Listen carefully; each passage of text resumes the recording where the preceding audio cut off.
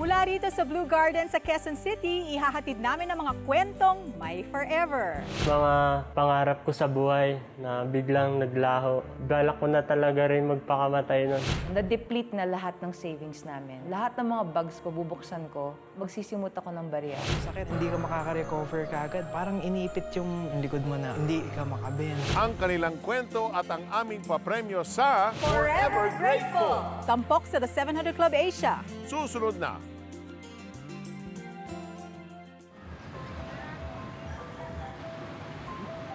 Pangingisda ang pangunahing ikinabubuhay ng pamilya ni Oliver. Kahit abala sa pag-aaral, ay tumutulong si Oliver sa kanyang amang mandaragat. Ipo-provide naman lahat ng mga pangangailangan sa school hanggang sa makatapos ako ng college. Ako po ay nag-graduate ng Customs Administration. Kahit tapos na ng kolehiyo, may ibang pangarap si Oliver. Pangarap ko maging isang sundalo. At nag-join din ako ng isa pang course sa Navy. Halos abot kamay na ang pangarap na ito dahil nagsimula na siyang mag-apply bilang pulis. Pagka galing ko sa pag-a-apply, dumiretso ako magpalaot. Sa kagustuhang tumulong sa mga magulang ay nagdesisyon siyang mangisda ng mag-isa. Di niya alam na isang trahedya ang nakaamba sa kanya. Nagpunta ako sa isang isla hanggang sa nakakita ako ng isang box na hindi ko naman alam kung anong uri yung laman nun at dinampot ko naman ito at pagkadampot ko, sumabog naman siya. Tumalsik ako doon sa sarili kong bangka hanggang sa may mga dumaan na ibang mangingisda, yun na sinagip nila ako. Sa isang iglap, wala na ang kanyang mga kamay kasama ng kanyang mga pangarap. Sabi ko nga, paano na yung mga pangarap ko sa buhay na biglang naglaho, gano'n. Na yung depressed, talagang balak ko na talaga rin magpakamatay nun. Sa kanyang pagkakalugmok ay buo pa rin ang suporta ng kanyang pamilya. Nagpadala ang Panginoon ng mga tutulong at gagabay sa kanya, ang Helping Hands Ministry. Sila yung unang nakasagip sa akin sa hospital. Sila yung mga nag-provide din ng mga pangangailangan pang medical. Tapos sila rin yung nagbibigay ng encouragement sa akin everyday. Sa unang pagkakataon na siya ay maisama sa isang Kristiyanong simbahan, magkahalong kaba at hiya ang naramdaman niya dahil sa kapansanan. Ayaw ko na may makakausap akong tao. Gusto ko pag pupunta ako ng church, uupo lang ako. Kalaunay nadama rin ni Oliver na di iba ang pagtingin sa kanya ng mga kasama sa simbahan. Sa katunayan, inalok siya upang magtrabaho bilang caretaker ng kanilang simbahan. Naging bahagi rin siya ng worship team bilang percussionist at ang kanyang kwento ay nagsilbing inspirasyon para sa marami. Napatunayan niya sa kanyang sarili na walang hindi magagawa kapag si Kristo ang kasama. Sabi ko sa Panginoon, Lord, maraming salamat po dahil kung wala kayo sa buhay ko, hindi ko magagampanan itong mga to at hindi ko maitataas yung pangalan mo. You know, Felici, when I'm just thinking of the tragedy of Oliver, Yeah. no, na, when you lose your hands at meron kang pangarap, meron kang dream, meron kang plano, talagang nasa-shatter yung dream mo, no? And you're thinking, paano na to? Wala na. Yes. And I was so moved, Peter, and the fact na ano lang ako na minsan may humor din si Lord eh. Imagine yung tumulong sa kanya, helping hands. Oo. Diba? Parang it was like what? Was it God telling him that my hand is upon this and that I'm in control and that whatever happens, I am here to restore and allow you to stand up again. Diba? That's so true. Yeah. So parang no matter what we face, diba, even if it seems like our dreams have been taken from us, we can trust that God is still in control. Amen. Diba? He's still seated on the throne and His story is not yet finished. Diba? I'm sure may mga nanonood sa atin ngayon na, nagtataka kayo, bakit ganito nangyari sa buhay ko? Iniisip nyo rin na baka nagkakaroon na kayo ng parang sama ng loob sa Panginoon. Kasi parang bakit ganon? Hindi ganon ang inaasahan ko. Pero sa kwento ni Oliver, makikita natin na huwag tayong lumayo sa Diyos. Lumapit tayo sa Kanya. Kasi hindi pa tapos ang kwento ninyo. Meron pa siyang nakalaan. Meron pa siyang bukas na nakalaan para sa inyo. Tayo'y manalangin. Panginoon Diyos, salamat at ikaw ay isang Diyos na mahabagin. Lord, kahit nagkakaroon kami ng mga problema, hindi nauubos ang faithfulness mo, Lord God. Hindi nababawasan ang pagmamahal mo para sa amin. Lord, patawarin mo kami pag kami nagtatampo sa iyo o nagkakaroon kami ng bitterness dahil hindi namin matanggap ang mga sitwasyon sa aming buhay. Patawarin niyo po kami, Panginoon. Lord, we recognize na hindi namin alam ang bukas, but you hold the future, Father God. Patawarin mo kami sa aming mga kasalanan. Salamat at pinadala mo ang Panginoong Diyos sa pamamagitan ni Jesus. Namatay siya sa krus para bayaran ang aking kasalanan at para bigyan ako ng bagong panimula. Para bigyan ako ng buhay na kaaya-aya at ganap. Tinatanggap kita, Panginoon, bilang tagapagligtas at Panginoon ko. At mula ngayon, gamitin niyo ang banal na Espiritu para bigyan ako ng wisyo, para ako ay patnubayan for my today and my tomorrow. Father, thank you. I lift this all up to you in Jesus' name. Amen. Amen. Thank you, Lord. Taus-puso ka bang sumabay sa aming panalangin? Tinanggap mo ba si Jesus bilang Diyos at sariling tagapagligtas ng iyong buhay? If yes, be forever grateful dahil ikaw ay bago ng nilalang. Ang araw na ito ay spiritual birthday mo. Mark that on your calendar. Balitaan mo naman kami, kapatid, sa iyong pinakamahalagang desisyon. Please text yes space to 700 Club Asia at ipadala yan sa aming smart number 0949-888-8001. Globe 0977-805-6915. At Sun number 0925-300-3000. Please text us your new and eternal decision. Our texting instructions are on your screen.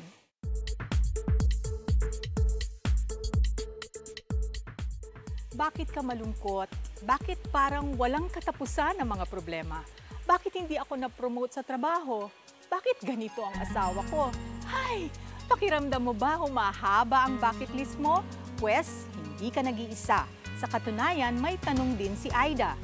Ang hirap ng sitwasyon ko. Nagkahiwalay kasi ang mga magulang ko. Bakit ba may naghihiwalay? Salamat, Aida, sa tanong mo ha. Narito si Harold Cruz para sagutin ang iyong katanungan. Ito ang Facts Report. Sa ating panahon ngayon ay nauuso ang mga palabas na naghihikayat ng hiwalayang mag-asawa. Kaya naman di nalalayong mangyari sa mga Pinoy na humantong sa malateleseryeng Ang Buhay Mag-asawa.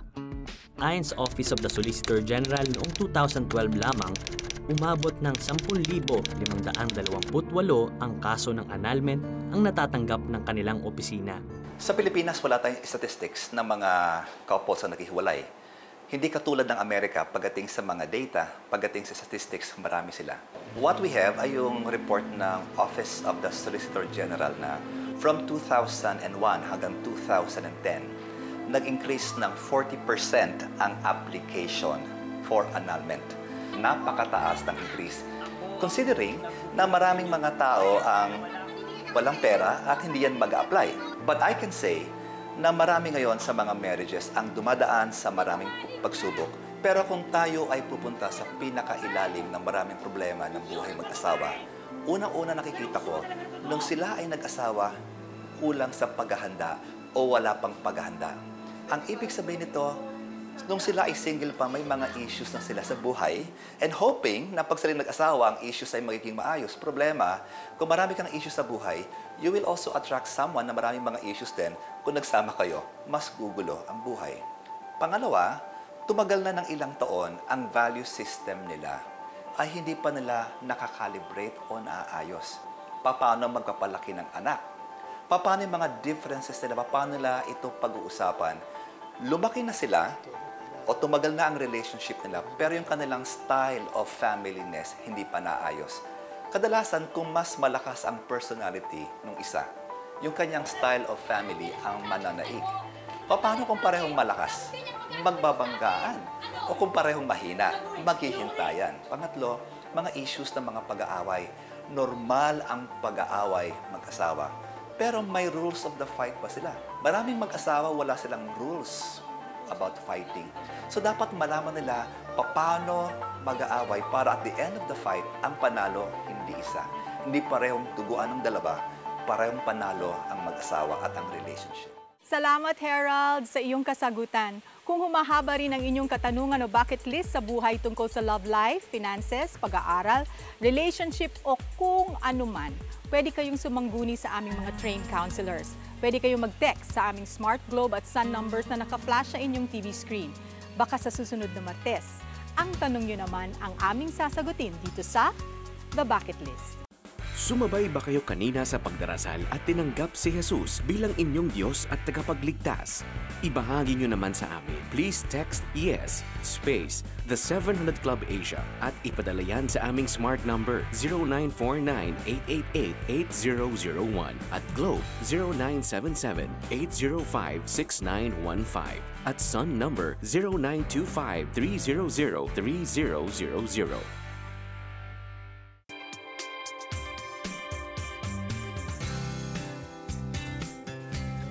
Taba-taba ko na. Hi! Musta ka na? Eto, lalong tumataba. Conscious na nga ako. Gustong-gusto ko na mag-diet. Diet? Ang tagal-tagal mo nang sinasabi yan. Ano nangyari? Taba mo pa rin, girl. Ang dami kayang kainan ngayong nagdaang bakasyon. Gosh. Oh, ang tagal-tagal mo na nga sinasabi na magda-diet ka, di ba? Hindi mo naman binabawasan yung pagkain mo.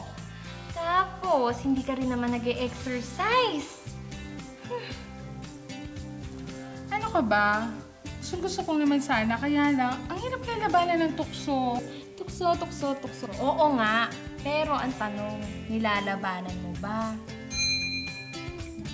Yan. Ibang klase, ibang level. But you know, Felici, so many struggle with that. Yeah. You want to do something about it, but it's difficult kasi kailangan may self-control ka din, di ba? And I think it helps also if you're accountable to somebody, no? Yes, lalo na. Yeah, no, because, well, I think the verse that says, in all your ways, acknowledge Him. So even in situations na ganyan, don't think that God cannot help you because He can, di ba? So He can actually make you lose the desire to, you know, for your favorite things. Oh, lalo na the ones that really tempt you. Increase your waistline. Yeah, so you need to pray about it. You need accountability partners, di ba? And what else? And the practical things, talaga mag-exercise, or if you cannot help it, you decide hanggang ganito lang. You control the quantity. Yeah, like my husband, you know, he doesn't eat pork. Okay. And parang what we do is we don't buy pork. But I eat So sometimes outside, I eat. Right, yeah, pero hindi ko bibilin. Parang tikim-tikim lang, di ba? Pero hindi ko siya bibilin. So yun yung situation, di ba? You can do that. You can make that choice. It's Tuesday! Just choose A, B, o C para manalo ng aming papremyo. Ang tanong, sino ang babaeng ito? Is it A, Marilyn? B, Maribeth? O C, Miriam? Tawag mamaya ang inyong sagot sa aming hotline 7370700. Ilista na ang mga numero o picturean na ang TV screen. Again, that's 7370700. O mag-text ng Tuesday promo space, letra ng iyong sagot at ipadala yan sa aming smart number 0949-888-8001. Globe 0977-805-6915. At Sun number 0925-300-3000. Only the 14th caller at 14th texter na may tamang sagot ang mananalo ng aming papremyo. Kaya, sali na. At para makasigurado sa inyong sagot, abangan mamaya ang kanyang inspiring story. Para isikreto ito sa asawa, pinagtangkaan niyang ilaglag ang sanggol. Subalit mahigpit ang kapit ni Odang sa sinapupunan ng ina. Congratulations on your baby boy!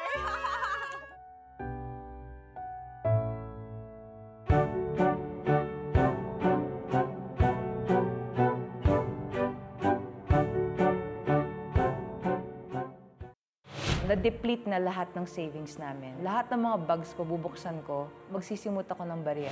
Sakit, hindi ka makaka-recover kaagad. Parang iniipit yung likod mo na hindi ka makabend. Ang kanilang kwento at ang aming papremyo sa Forever Grateful. Tampok sa The 700 Club Asia. Susunod na.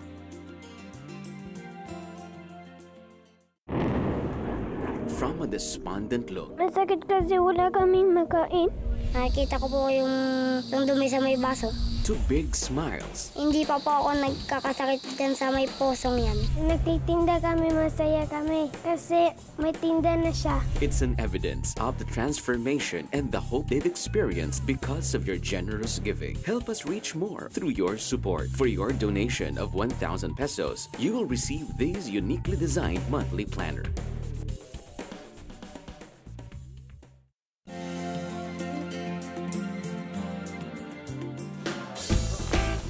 Basketball na marahil ang isa sa maituturing na pinakapaboritong sport ng mga Pilipino, lalo na sa mga kalalakihan.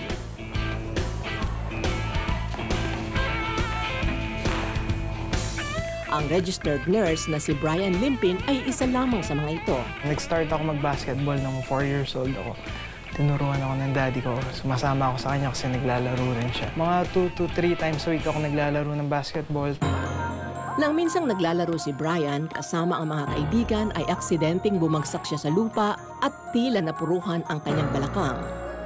Sumasakit ang kanyang likuran paminsan-minsan pero di niya ito iniinda. Basta masakit, hindi ka makaka-recover kaagad. Parang iniipit yung likod mo na hindi ka makabend. Yung mismong pain na pagbagsak, hindi mo siya mararamdaman pero pag patayo ka na, parang tinutusok siya. Bagamat kumikirot pa rin ang likuran, naglarong muli si Brian ng paboritong sport.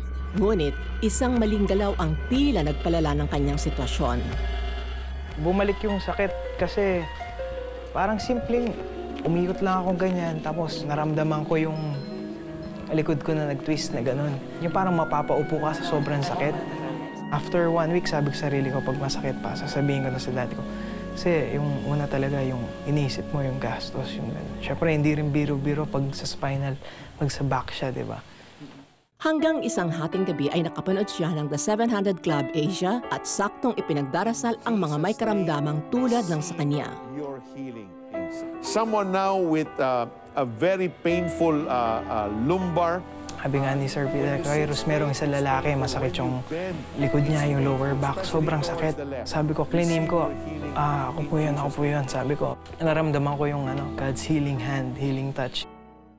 Panggagising ko kinabukasan, walang pain. Dahil sa kagalingang natamo mula sa Panginoon sa pamamagitan ng The 700 Club Asia, ay taus-puso ang kanyang pasasalamat. Basta, sobrang, hindi ko alam kung paano explain yun. Miracle talaga. You know, Felici, every time we get to pray for people, I get excited kasi the Bible is full of God's promises na He wants to heal us. Desire niya yan. Psalm 103, He forgives all our sins and heals all our diseases. So, sabi nga niya, all. So, all manners nga daw of disease or illness. Kaya nga. So, we want to pray for you right now. Just like Brian, he turned on his TV and he heard a word for him. Amen. Today might be a word for you. So, let's come to God believing and let's come to Him in faith. Amen. Heavenly Father, in the name of Jesus, we thank you for your promises. 1 Peter 2:24 says that you bore our sins on your body on the cross, that we may die to sin and live to righteousness. And you said, by my wounds, you have been healed.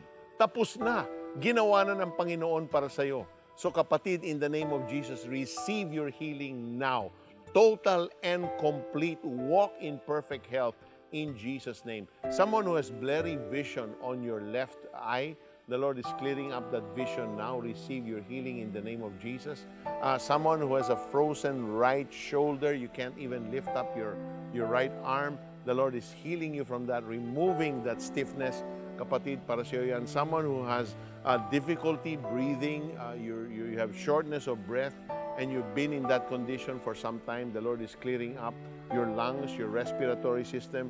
He's healing. Receive that, kapatid, in Jesus' name. Someone suffering with kidney ailment, your left kidney is functional, about 35%. The Lord is restoring your left kidney's full function now. In the name of Jesus, be healed. Someone with multiple cysts, ovarian cysts, the Lord is removing all those cysts this very instant. Don't worry, you will be able to bear children when you marry.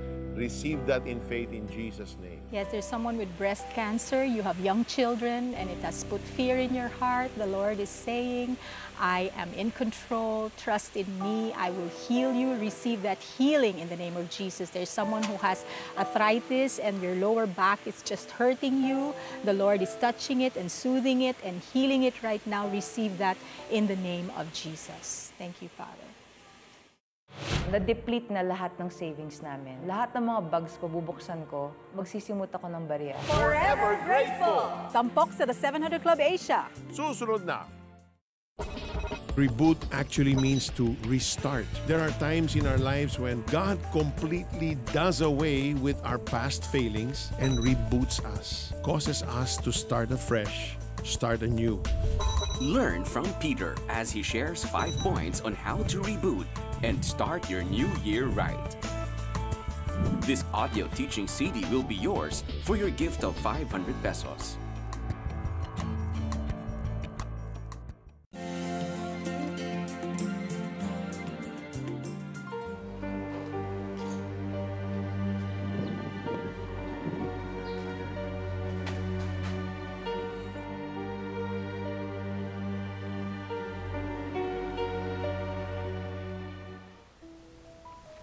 Isang artist noon si Marilyn nang malugi ang kanyang pinagtatrabahuan. Sasabihin sana ako sa'yo, pull out ko muna sana yung project. Nagtayo sila ng studio ng asawang si Rafi, ngunit kinailangan din nila itong isara. Na-deplete na lahat ng savings namin. Yung ulam na lang namin, galunggong at munggo. It got to the point na I would even look for mga barya sa bag ko. Talaga, lahat ng mga bags ko, bubuksan ko, magsisimot ako ng barya.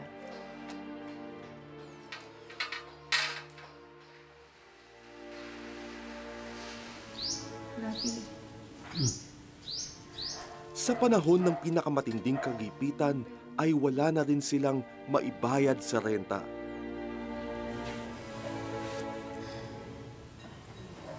Naisipan ng mag-asawa na manalangin.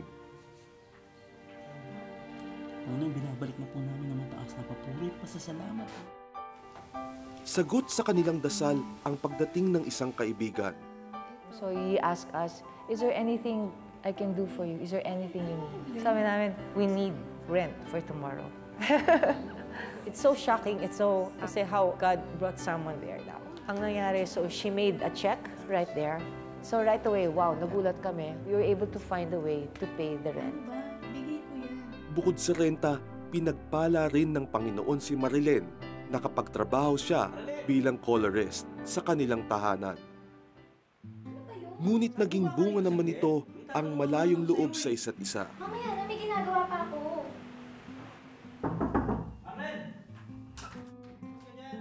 So we both became busy. We were very blessed na tuloy-tuloy yung work. Pero ang nangyari, sa sobrang busy, stress kami pareho, nagiging masungit kami. Taong 2014, sa isang iglap, ay nawala ang lahat ng kanilang ipinundar nang masunugan sila ng bahay at nagtamo ng second-degree burn ang kanyang asawang si Rafi. Makita ko si Rafi, he was shivering, they were hosing him down, tapos yung skin niya talaga sunog. But in the middle of all that, he just told me, Mama, God is good. Romans 8:28 lang to. I know He has a reason for this. Sa pag-aalaga ng buong pamilya kay Rafi sa ospital at pagtutulungan para makabangon, nabuo ang mas malapit na relasyon sa isa't isa, habang nananampalataya na pagkalooban sila ng Panginoon ng bagong bahay. Here's the miracle. Nasa hospital pa lang kami. May nagte-text na sa akin, Miss Marilyn, pwede ba mag-schedule ng color grading sa inyo bukas? And sasagutin ko, wait lang nasunog kasi yung house. The clients never stopped coming. We were not marketing. They kept coming and clients pa who we didn't know. Sinishare nga namin. They grew 5 times more. Dahil sa sunod-sunod na blessings, nakapagtayo ng bagong bahay ang mag-asawa. We were all believing. We were just fixing our eyes on God na ayusin niya tong house and He's gonna transform this into something beautiful. Bilang pasasalamat sa ginawa ng Panginoon sa kanilang pamilya, tinawag niyang Refuge for the Youth ang bagong bahay at masayang tinanggap ang mga kabataang pumupunta mula sa simbahan. We cannot help but share the story of this house. And then we end up sharing about the Lord. And they leave the house with hope. Sa ngayon, masayang nabubuhay si Marilyn kasama ang kanyang pamilya. Bit-bit ang mahalagang natutunan. Romans 8:28. All things work for the good of those who love God and who are called according to His purpose. It taught us to just trust in Him. So many events can happen to your life, good or bad, pero palagi may connection niya. Later on, it will lead to something that's in His plan for you. And it's always for your good. Sometimes we think, how can something good come out of something difficult like that? You experience a fire, but then the Lord can turn anything around for our good. He can make nga darkness into light. Amen. Diba? Complete turnaround. It's Tuesday! Just choose A, B, o C para manalo ng aming papremyo. Ang tanong, sino ang babaeng ito? Ang dali lang. Is it A, Marilyn? B, Maribeth? O C, Miriam? Tawag na ang inyong sagot sa 7370700. Again, that's 7370700. O mag-text ng Tuesday promo space, letra ng iyong sagot at ipadala yan sa aming smart number 0949-888-8001. Globe 0977-805-6915. At Sun number 0925-300-3000. Only the 14th caller at 14th texter na may tamang sagot ang mananalo ng aming papremyo. Kaya, sali na! Sa buhay, maraming bagay ang dapat nating ipasalamat sa Panginoon. Salamat sa buhay na regalo ng Diyos. Salamat sa ating pamilya at sa malusog na pangangatawan. Salamat sa ating trabaho.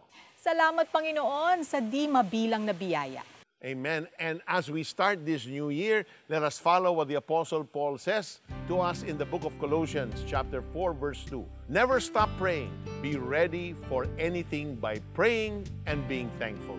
Sa Tagalog, huwag kayong magsasawa sa panalangin. Gawin ninyo itong mataimtim at may pasasalamat. Bago tayo magtatapos, nais nating pasalamatan ang Blue Gardens para sa kanilang accommodating staff at syempre, sina Camila at Raul Galvez for the wonderful welcome. Thank you. At dito nagtatapos ang ating maikling kwentuhan. Stories of hope, faith, and love. Mga kwento ng pagbabago para sa pagbabago. Ako po si Felicie Pangilinan Guizon. At ako naman si Peter Cairuz na nagsasabing si Kristo ang simula ng tunay na pagbabago.